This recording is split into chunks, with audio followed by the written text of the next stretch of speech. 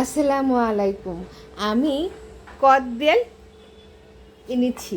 এটা হচ্ছে টাটকা টাটকা কদবেল, একদম পাকনা, গাছ পাকনা কদবেল। দেখতে এরকম, কালারটা দেখেছেন কত সুন্দর। আমি এগুলা মেখে খাওয়ার জন্য তৈরি করেছি। এই যে এটাকে দেখেছেন, এটা আমি চাক্কু দিয়ে ঘুরিয়ে ঘুরিয়ে এই যে লবণ দিচ্ছি, এখানে মরিচ ফাঁকি আর লবণ হয়ে গেল। আর এটা এভাবে ঘুরিয়ে ঘুরিয়ে খেতে যেই মজা, যাকেই এরকম লবণ আর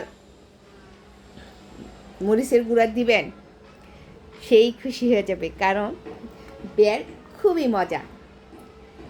এটা আচার লাগে না, শুধু একটু মরিচের ফাঁকি, একটু মরিচের গুঁড়া, একটু লবণ দিলেই এটা খুব মজা হয়ে যায়, খেতে খুবই সুন্দর।